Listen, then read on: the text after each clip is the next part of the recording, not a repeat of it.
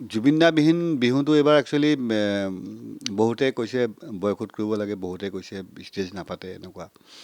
মই ভাবোঁ যে যিমান পাৰি আমি জুবিনদাকে এইবাৰ বিহুত ট্ৰিবিউট দিব লাগে, জুবিনদাৰে চৰ্চা কৰিব লাগে, জুবিনদাৰে গান গাব লাগে যিমান পাৰি।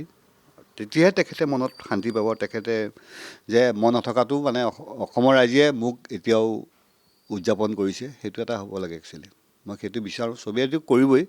আৰু প্ৰতিজন কণ্ঠশিল্পীয়ে মই যিমান জানো জুবিনদাৰ গানে গাব মেক্সিমাম, হ'লেও তেওঁলোকৰ নিজৰ নিজৰ গানো থাকে, সেয়াও মানুহে শুনিব, অসমৰ ৰাইজে শুনিব। কিন্তু এইবাৰ হয়তো জুবিনময়হে হ'ব গোটেই পৰিৱেশটো। সমাধি ক্ষেত্ৰখন যিমান পাৰি আঁঠুদিনীয়াকৈ বনাব লাগে। আৰু আমাৰ ফাৰ্ষ্ট যিটো দাবী সেইটো ন্যায়, আৰু ছেকেণ্ড দাবীটো হ'ল দুটাই বস্তু আমি চবেই বিচাৰি আছোঁ এতিয়া, যে সমাধি ক্ষেত্ৰখন যাতে জুবিনদাৰ জেগাখন ভালকৈ থাকে, জুবিনময় হৈ থাকক, গোটেই চবফালে যাতে জুবিন গাৰ্গ হৈ থাকে, তেনেকৈ যাতে বনায় ডাঙৰকৈ। 19 ছেপ্টেম্বৰটো দাদাৰ নামতে আমি একচুৱেলি ৰাখিব লাগে। জন্মদিনটো বাৰু সেইটো হ'বই, কিন্তু 19 ছেপ্টেম্বৰটো যিহেতু আমি আপোনাৰ বিষ্ণুৰাভা দিৱস পাতোঁ, শিল্পী দিৱস পাতোঁ, জ্যোতিপ্ৰসাদ আগৰৱালাৰ, ভূপেন হাজৰিকাৰ আমি মৃত্যু দিৱস পালন কৰোঁ। মোৰ মতে জুবিনদাৰ মৃত্যু দিৱসটো জুবিনদাৰ নামত ঘোষণা কৰিব পাৰে চৰকাৰে, সেইটো এটা হ'ব লাগে মানে একচুৱেলি হোৱাটো দৰকাৰ। কাৰণ জুবিন গাৰ্গে অসমক বহুত দি গ'ল, কম সময়ত তেখেতে বহুত দি গ'ল অসমক। তেখেতে এতিয়া আমি যদি চাওঁ, আপোনাৰ জুবিন গাৰ্গৰ মৃত্যুত 15 লাখ মানুহ গোট খাইছিলে। মানে আমি মাইকেল জেকছনৰ ভিতৰত জুবিন গাৰ্গ যেতিয়া আমি চাব যাওঁ, এইটো আমি বাতৰিত পঢ়িছোঁ বা দেখিছোঁ।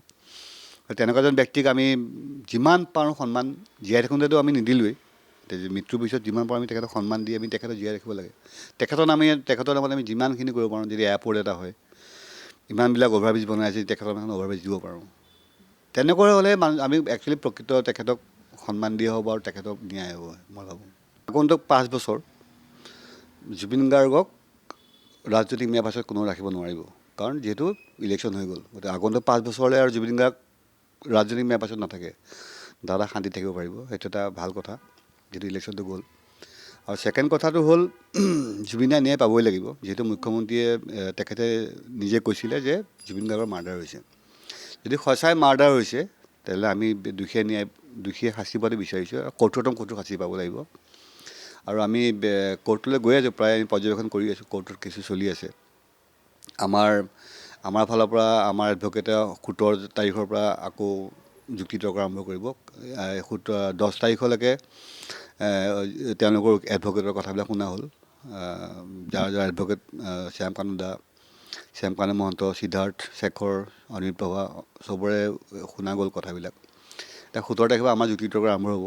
আৰু চবকৈ এটা উল্লেখনীয় কথা যে 9 তাৰিখে ইলেকশ্যন শেষ হৈছে, 10 তাৰিখে শ্যামকানু মহন্তই বেল পিটিশ্যন দিছে। সেইটো এটা তেওঁতো উইড্ৰ কৰি লৈছিলে বেল পিটিশ্যনখন। গতিকে কথাবিলাক এতিয়া অলপ মানে মিলা নাই, যেনেকুৱা আগতে হৈ আছিলে এতিয়া ইলেকশ্যনৰ পিছত। মই ভাবোঁ যে সেইটো নহওক, আৰু জুবিন দাক ন্যায় দিবই লাগিব। জুবিনে ন্যায় নাপালে আৰু অসমখনত কোনে ন্যায় পাব? গতিকে ন্যায় পোৱাটো অতিকৈ জৰুৰী। যোনেই ভুল কৰিছে, যেনেকৈ কৰিছে তেওঁলোকে কঠোৰতম কঠোৰ শাস্তি পাব লাগে, আৰু সেইটো আমি আশা কৰিছোঁ।